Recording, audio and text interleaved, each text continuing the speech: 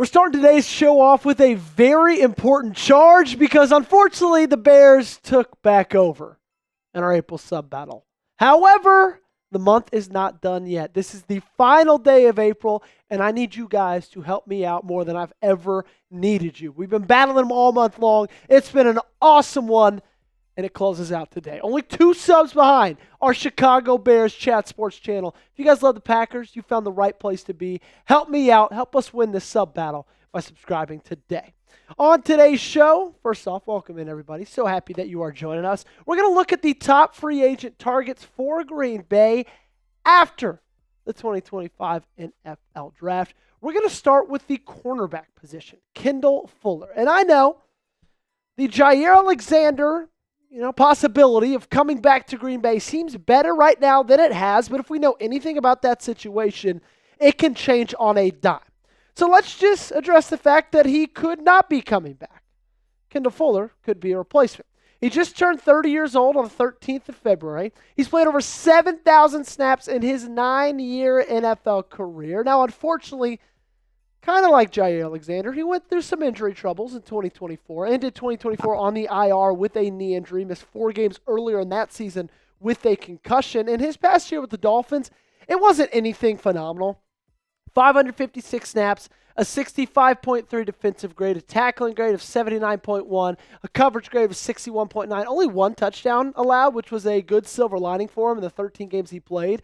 But if you go back just 1 year prior, before the Washington Commanders ever became relevant again, he was phenomenal. Over 1,000 snaps played, all 3 grades in the 80s, whether it's defensive grade, tackling grade, or coverage grade at almost an 83, and he only allowed 488 yards in 16 games.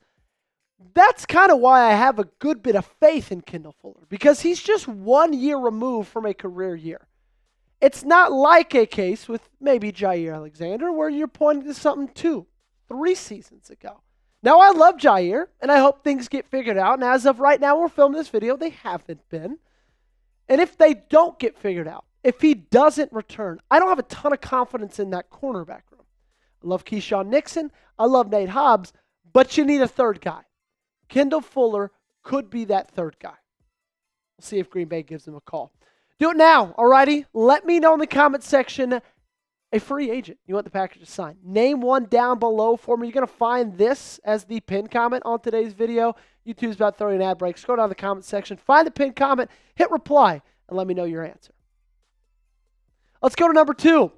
How about Matthew Judon, the outside linebacker, edge rusher, formerly with the Falcons this past year. He's better known as spending most of his time with the New England Patriots. And let's be honest about Judon. He didn't have the best year this past year. And that's why I kind of think he could be somewhat of an interesting fit in Green Bay.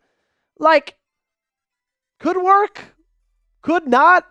I think he's still got a little bit left in the tank, especially if you look at 2 years ago.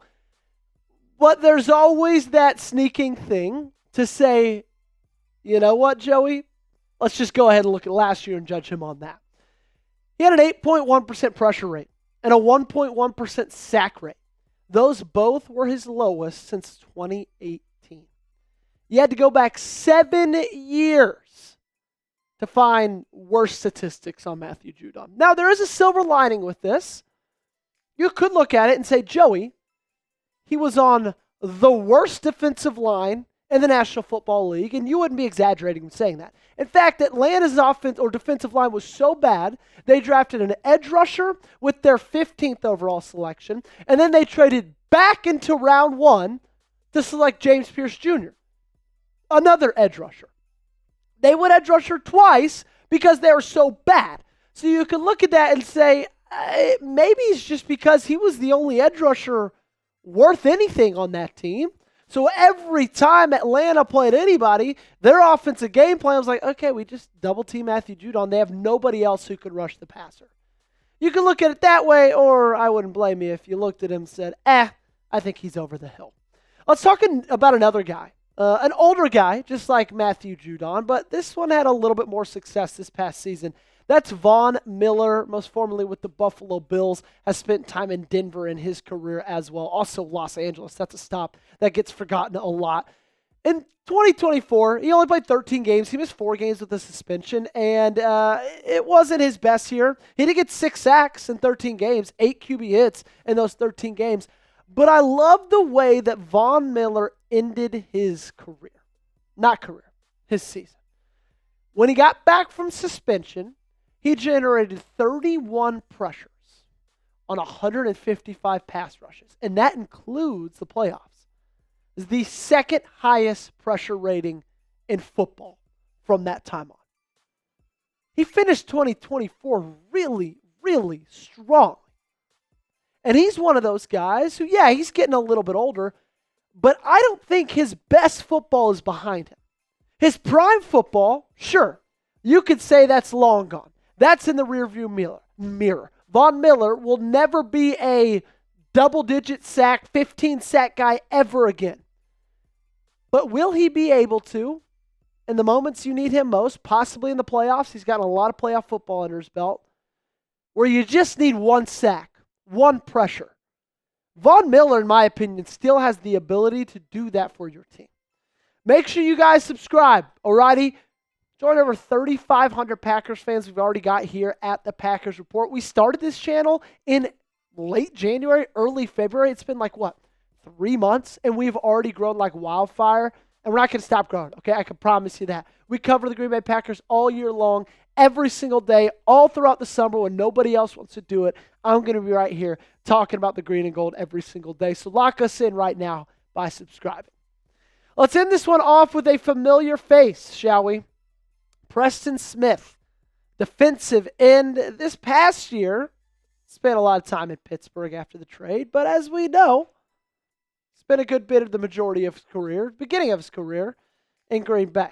So is it time for a reunion with Preston Smith? Just a little bit after you departed from him. Now, you did only, have to give up, you got a 7th rounder, which is not horrible.